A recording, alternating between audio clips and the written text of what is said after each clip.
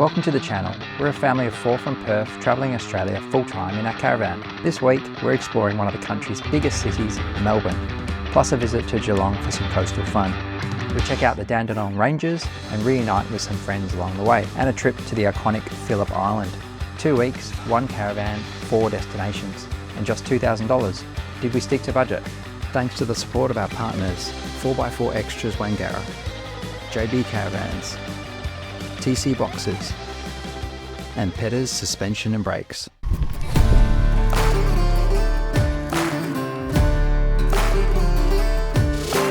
You can tell we're getting close to Melbourne. So this is Geelong, Victoria's second biggest city. So yeah, lots of traffic lights. You know that when you see the red on the sat-nav. So 3 kilometres and a red 7 minutes. So yeah, we're getting into traffic. So curiosity got the better of us after coming from Ballarat, which was quite small but quite big in terms of other places we've stayed. But obviously Geelong is a lot bigger. We had to Google the population. So what was your guess? I said 300,000. So it was 276,000 Yep. thereabouts? Yep. Yeah, I had no idea, so I didn't guess. It's quite sprawling though.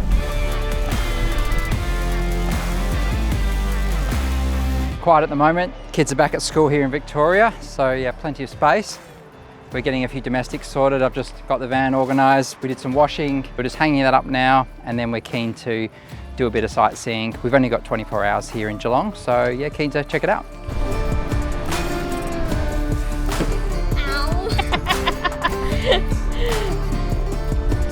What have we got there, mate? Popcorn flavour with double dip of caramel sauce and chocolate. Well, I don't think I've seen Star these in Chaser. Perth. A Star Chaser Magnum. Double Star Chaser. That looks good. These little statues everywhere, huh?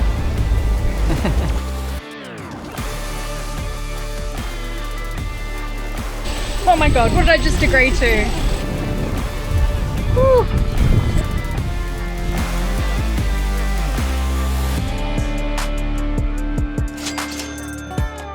I don't do heights. I just kept looking straight ahead. That was pretty cool, really pretty from up there. It was worth doing. You enjoyed it, Izzy? Yeah. It's really Pretty good. And Max? Yes. Really pretty. One of my least favourite jobs, putting this thing away. It is really good because it's light, but it is a pain to get back in that bag. We got a nice little look around Geelong yesterday, went to the foreshore, so that was good. I've got about an hour drive ahead of us now to Melbourne. This is the Geelong Showgrounds. Not a bad place to stay for a night. You do get a little bit of noise from the train, that's the only thing. So there is a train track just behind, but we had the aircon last night on because we're powered here, so we couldn't really hear too much. $40 a night for power and water, so it's not too bad considering it's very close to the town. The kids are super excited about Melbourne, as are we, so hit the road. We're just driving past the Spirit of Tasmania. I actually feel a bit sad coming past this because we really wanted to go to Tas, but yeah, we couldn't get back within about 4 months. So yeah, unfortunately that trip is not happening. Determined to do it another time because, Yeah. oh gosh, Tasmania looks so epic. Just gives us another excuse to do this all over again.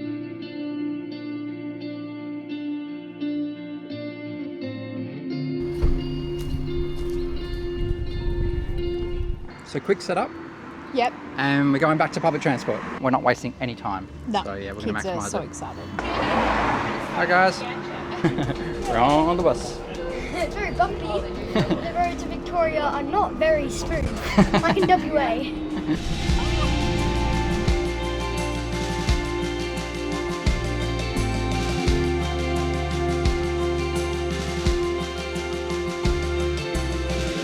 Max, is it nice and busy? Very. I'm not used to this. I'm used to Perth. Used to Perth, yeah. Not used to all these people, especially 3 months on the road, off-grid. This is a bit of an adjustment. What a beautiful building.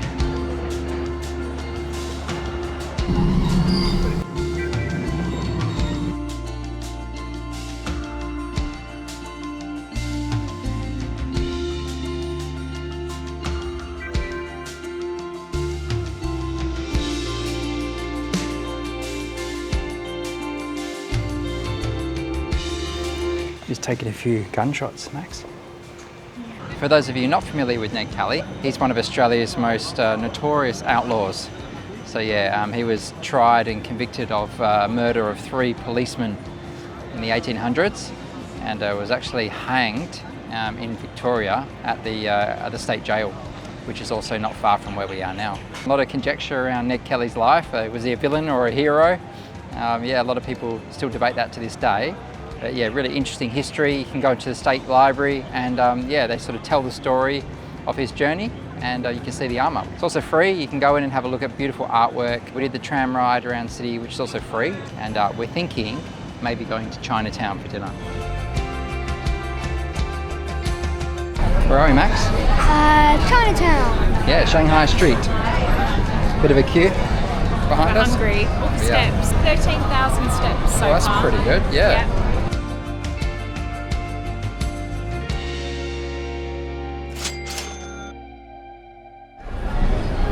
Making your dumplings, is he? That we just ate. Yum. Beautiful dumplings. What did you have, Kate? Chicken, chili, peanut, something like that. Very nice though. Max, what did you have? Nasi goreng. Nasi goreng. Was it good? Yeah. Winner, winner.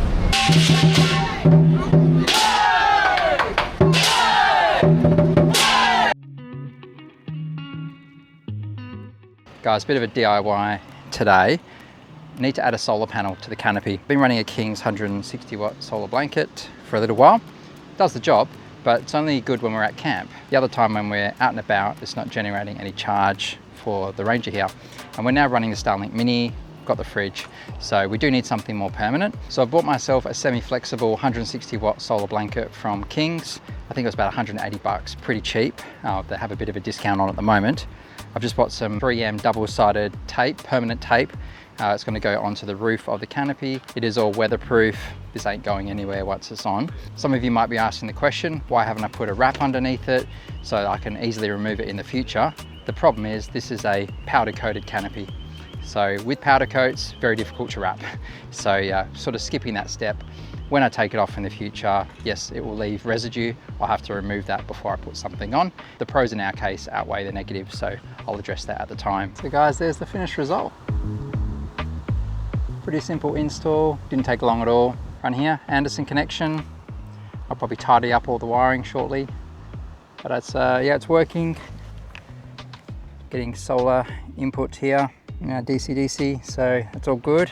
Much more convenient solution for topping the battery up. So yeah, we should be good now. Even if I get a couple of years out of it, you know, for the price, it's pretty good. So we'll see how it stacks up. I'll let you guys know.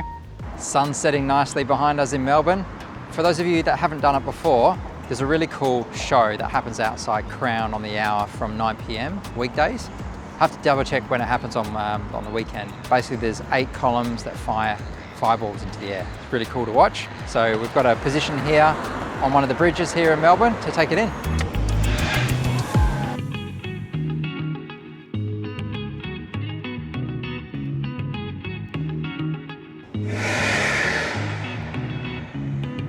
I like the big one. The big one, yeah. I can feel the heat from here. I know, it's crazy, right?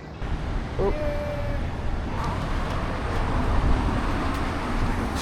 Walking on the Yarra, not a bad way to go to the MCG.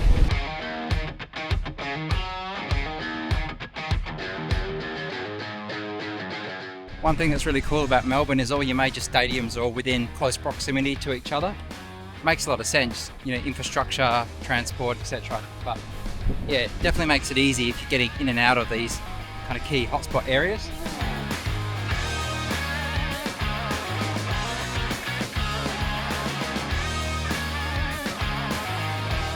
Shane Warne was an iconic cricketer, greatest spin bowler Australia's ever had. Got his 700th first class wicket on this ground, got a hat-trick on this ground, hat-trick 3 wickets in 3 balls. And the grassed-in area at the back, which is now all turf practice wickets, that used to be the bowling club of the Melbourne Cricket Club. But they're now moved out to Hawthorn. So these wickets run at different paces, all different grades of cricket users, junior cricketers, right through to test cricketers.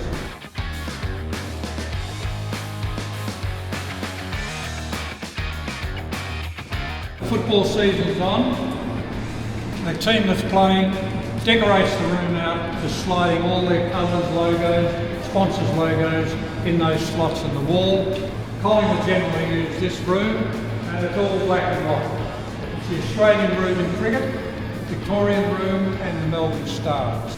Generally when they come in at half time, they sit in the change room there, in their groups.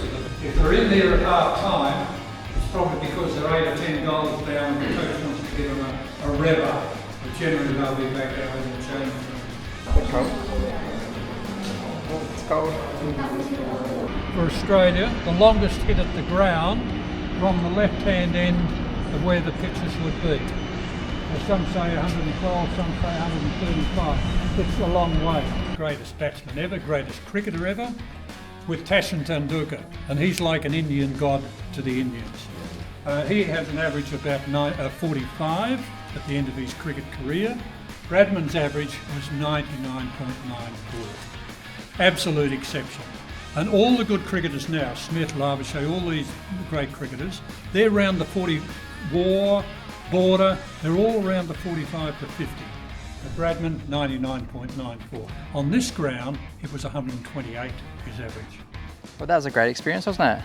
Yeah, very interesting. Lots of steps. Lots of steps, yep. Yeah, very informative though. Brian, our tour guide, full of information. Yeah, he's a legend. No, all sorts of information that you wouldn't even think of. Just, you know, what goes into a game day here, what goes into an event, how they manage the pitch and all the challenges with the sunlight and the history of the building, you know, all the different sports that have played here over the years. And all the information about like the change rooms, how they manage all the different teams, how they do all the cleaning of all the suites so quickly and turn it around, all sorts of stuff. But also as well, we paid extra for the sports museum, which was actually so clever, it was so interactive. So it's a really smart way of getting information into the kids and keeping them entertained. Yeah, it's really cool. Yeah, it's worth it. Yeah, so I think for the tour, it's $85 for a family of 4. I think it was an extra, is it 20, 26 bucks or something to do the museum as well, but it's totally worth it. There we go.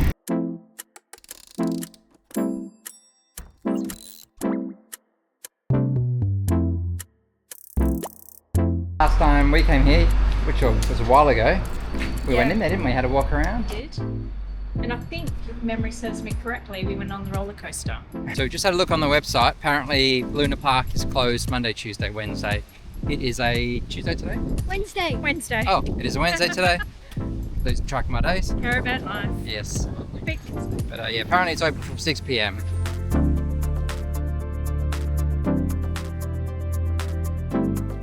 You got to come down to St Kilda if you're in Melbourne. It's pretty iconic beach location.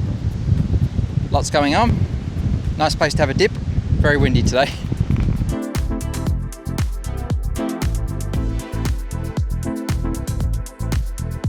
Any good, Max?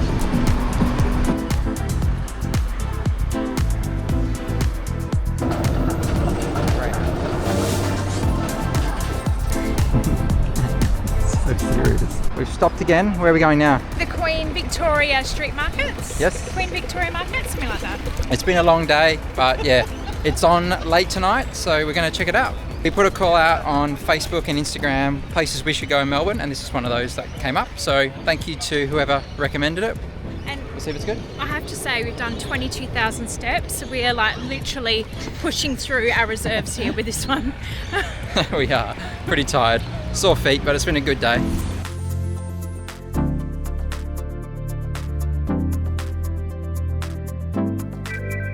What do you think about all the food? Smells so freaking good! Sounds good, smells good. Making me jealous! It's like a sensory overload in here. So many food options.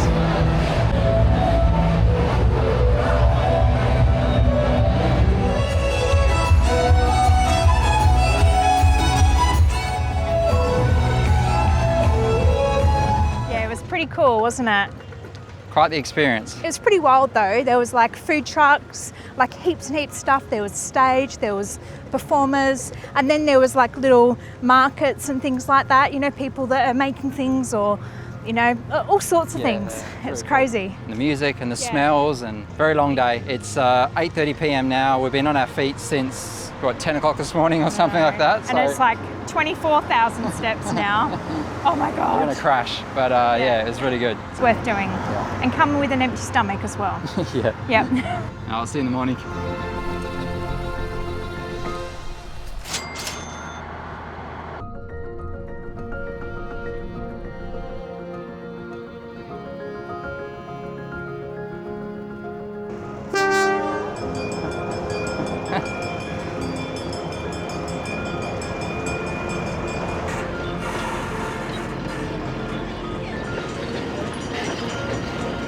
Our group has expanded a little bit. So, don't know if you remember these people. So if you've been following us for a few years, this is the Arnolds. So say hello, guys. Hi.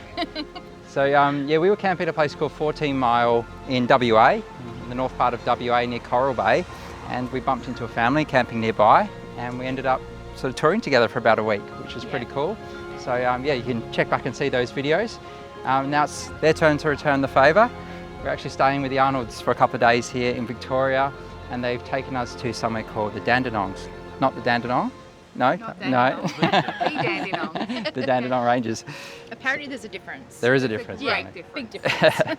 First off is Puffer Billy. This is a very famous railway here in Victoria, and you can go on it and go through the Dandenongs. It's very beautiful. Unfortunately today we couldn't get on there because it is booked out normally a month or so in advance, but we got a bit of a look as it was taking off to go on a bit of a trip today. So we're going to spend the afternoon having a look around with our tour guides here. So hopefully some interesting things we can show you. It's quite nice, isn't it? Very pretty. There you go.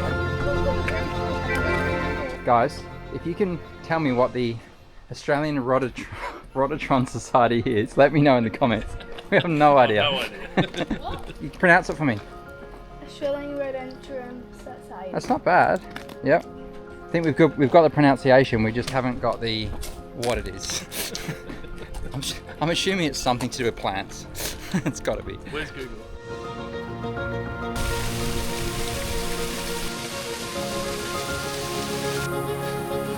Hey! Spider-Man! Bit steeper coming back up. Yeah. A little bit. It's up there. False sense of security going down. It's all nice and flat and gentle downhill, isn't it? And then you come back up and it's like, oh. It's very similar to the Otways National Park in a lot of ways. Big tall trees around.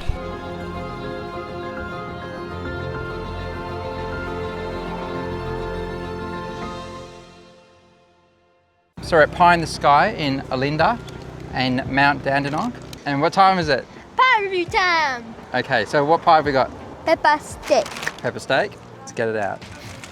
We're not all watching either. You better not be. It was weird having an audience. We do have an audience. We've got a YouTube audience. No, like right here.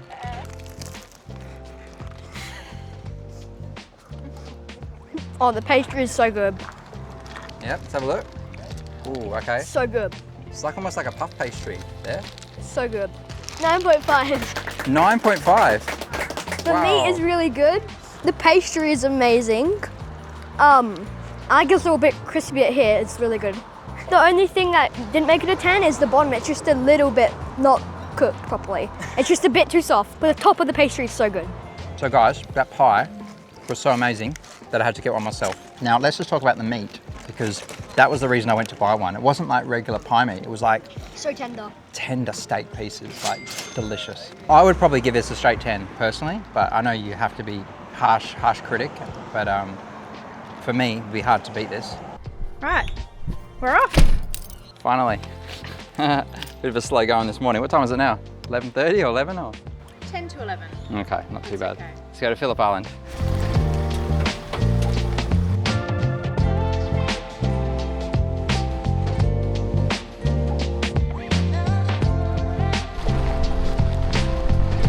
So guys, we've arrived. This is Amaroo Park, Phillip Island. Nice generous bays here. Here we go. We're site number 30. Yeah, nice drive in this morning. Took about an hour and a half from where we were staying. Somewhat of a quiet day today. Kids have got to complete their schoolwork and we've got to get a few supplies. So we're thinking tomorrow will be a bit of a sightseeing day. Lots to see on Phillip Island, so can't wait to get into it.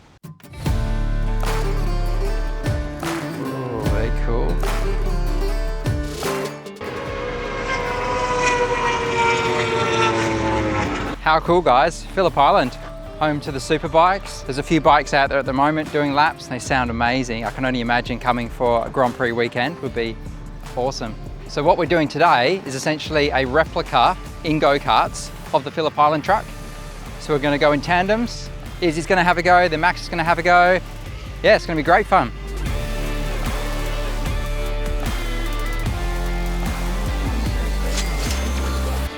You ready?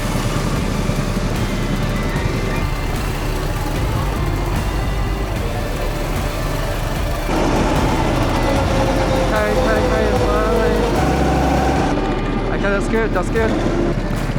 How's that, Max? Good? Look at that. Driver change, Isabel in the house. Woo.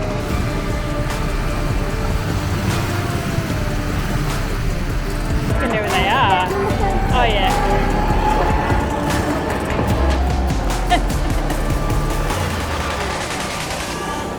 How'd you enjoy that? Really good?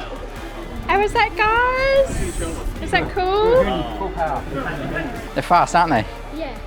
I was saying the top speed on the tandems is 60 kilometres an hour and 70 kilometres on the singles. We couldn't beat them on the straights, but we got them in the turns, didn't we? Dad was talking to me, I'm like, what is he saying? But just when Max would decide to turn, when I wasn't ready to turn, and I feel it go, "Arr!" I'm like, oh, Max, calm down. Good job. All right, gone for a bit of a drive. This is Red Rocks Beach, one of the many beautiful bays on Phillip Island. It's actually quite warm now, sort of low 30s, so we might go for a dip somewhere, but we're just having a bit of a look around. Definitely going for a swim here.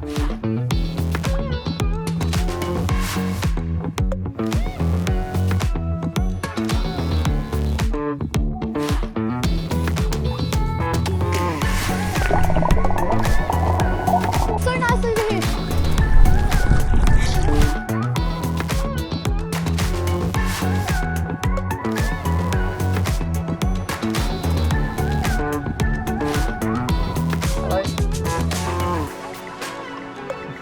Mark's second job, animal Yep. management. That's it. Have wallabies everywhere here.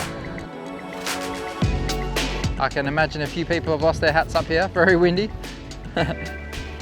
Little penguin, guys. There you go. So you can see these little huts everywhere.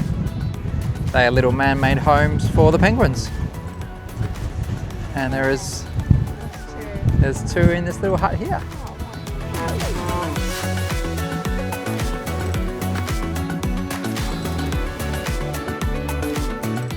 Direct hit!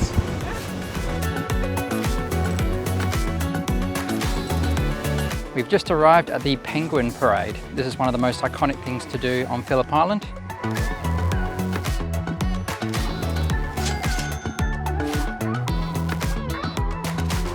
We gave them one job and check out this, front row position. Hello guys, you've done a good job. Yes, Prime position. best seats in the house. Best seats in the house. You weren't wrong, Max. Happy with the view, Kate? Yeah, I think the kids passed. How's that, eh? Beautiful.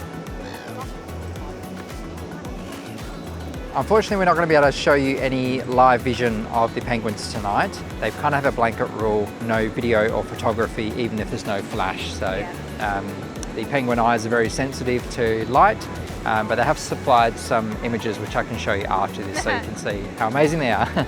We didn't take them, full disclosure, but you're allowed to use them. We can use them, yeah. So you'll get a sense of the little guys, very cute. Yes, it's 8:15 now. Sun has set, it'll be going dark soon. So yeah, looking forward to seeing the show. Oh, the other thing, apparently there's a bit of rivalry here, right? There's two stands. So there's one on the left, one on the right. And yeah, the penguins make their way towards either side. So we're hoping that they go left tonight.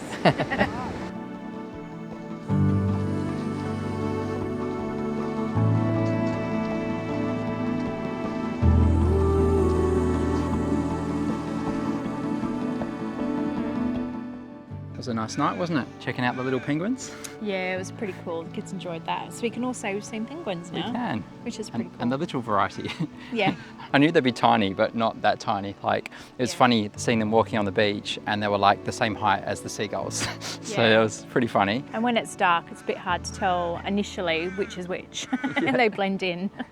But the best part was actually leaving the beach and going up the boardwalks, and they were all like on the side of the boardwalks making their way up the hill. It was so cute. So this is Amaroo Park, where we've been staying for a couple of days. It's actually been a really good base to explore the surrounds of Phillip Island. It's close walking distance to the shops, which is really handy. Yeah, and that's why I picked this one. You can literally walk to the Coles in 2 minutes, the end of the street, around the corner. And price point wise, Kate did a good job, because some of the parks on Phillip Island can be quite expensive.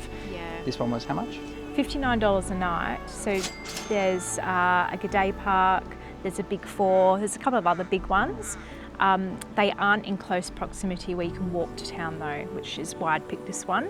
They all require you to drive. So it was ideal, you know, if we wanted to go for a wander. In terms of size, this is a fairly sort of small caravan park than what we stayed at before.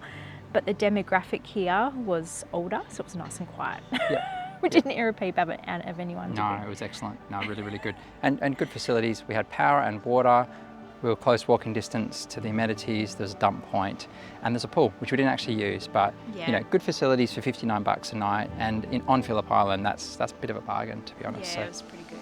And here's how it all stacked up. Attractions came to $291, including the MCG tour, go-karts and the penguin parade. Transport was $375, covering fuel, tolls, trams and buses. We spent $534 on food and drinks, with just a few meals out and the rest cooked in the caravan. Accommodation was $577. Finding cheap stays around Melbourne wasn't easy, but $48 a night on average wasn't too bad. Total cost for 2 weeks, $1,777.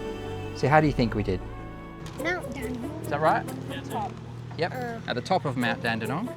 And what time is it? Time? I'm meant to know the time. It's fire review time. Oh. Okay, redo that. Do you want to pull it out, show everyone what it looks like properly? No. You have to, but people can't see it, it's in a bag. There we go, all right. Pepper steak. Pull it out.